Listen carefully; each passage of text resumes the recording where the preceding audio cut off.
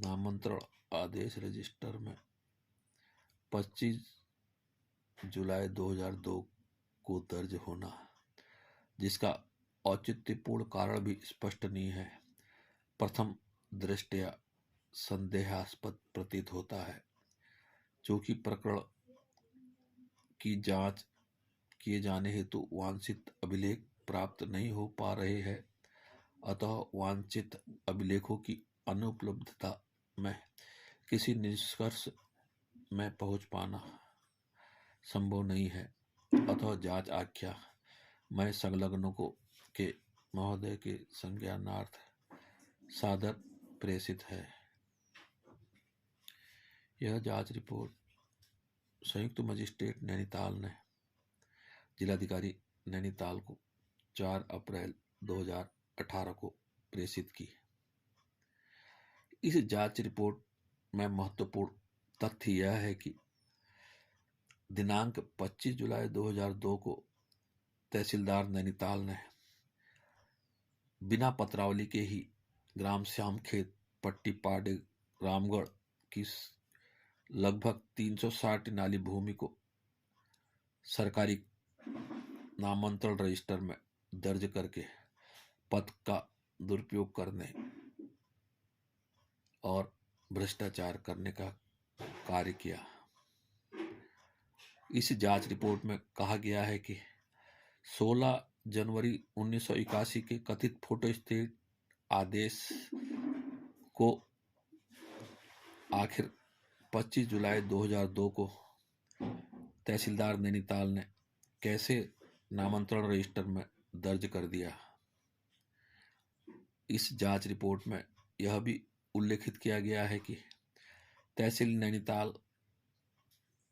में कथित राजस्व नामांतरण वाद पत्रावली 30/94 वर्ष 1981 का उल्लेख किसी भी वाद पंजिका, वाद मिसल रजिस्टर R5,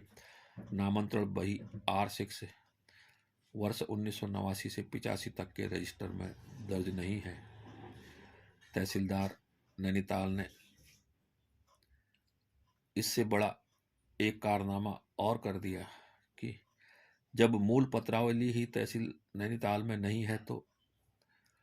बिना मूल पत्रावली और बिना दस्तावेजों के ही वर्ष 2012-13 में पुनः सृजित पत्रावली को ही तैयार कर दिया। कुमाऊं कमिश्नर नैनीताल दीपक रावत, जो स्वयं को ईमानदार होना दर्शाते हैं, इनके द्वारा लैंड फ्रॉड कमेटी के अध्यक्ष के रूप में कार्य करते हुए तहसील नैनीताल के फर्जीवाड़े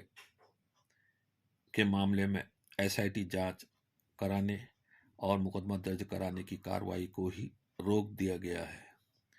इधर तहसील नैनीताल के राजस्व अधिकारियों ने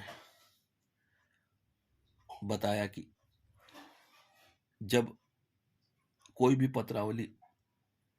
निर्णय के बाद दाखिल दफ्तर होती है तो वह R5 और R6 में अवश्य दर्ज होती है। अगर कोई पत्रावली मिसलबंद पंजिका R5 और नामांतरण बही R6 में दर्ज नहीं है तथा ऐसी किसी भी पत्रावली का मूल आदेश भी उपलब्ध नहीं है तो तहसीलदार नैनीताल को 25 जुलाई 2002 को सरकारी नामांतरण रजिस्टर में ग्राम श्याम खेत पट्टी रामगढ़ की सैकड़ों नाली भूमि को दर्ज करने का कोई भी अधिकार नहीं है। परंतु तहसीलदार नैनीताल ने अपने कारनामे को अंजाम देकर तहसीलदार नैनीताल रिटायर भी हो चुके हैं। जानकारी मिली है कि यह कथित तहसीलदार वर्तमान में कुमाऊं के एक शीर्ष नौकरशाह के खासम खास है। इसी कारण इस मामले को दबाया जा रहा है। हम आपको अगले अंक में तहसील नैनीताल के कर्मियों से हुई वार्ता के अंश दिखाएंगे और उत्तराखंड राज्य के मुख्यमंत्री जी से अनुरोध है कि बिना मूल पत्रावली के और बिना मूल दस्तावेजों के 16 जनवरी 1981 के कथित फोटोस्टेट आदेश से दिनांक 25 जुलाई 2002 को ग्राम श्यामखेत पट्टी रामगढ़ की 360 नाली भूमि को आखिर सरकारी दस्तावेजों में दर्ज करने वाले तहसीलदार और तहसील कर्मियों को दंडित करने की कार्रवाई क्यों नहीं की जा रही है। कुल मिलाकर उत्तराखंड सरकार ने लैंड फ्रॉड के मामले रोकने के लिए जिस कुमाऊं कमिश्नर नैनीताल दीपक रावत को नैनीताल में दायित्व दिया है, उनके द्वारा तहसील नैनीताल में हुए इस फर्जीवाड़े को दबाने की कार्रवाई करते हुए लैंड फ्रॉड कमेटी से इस मामले को निरस्त कर दिया है, जो काफी गंभीर मामला है। इस प्रकार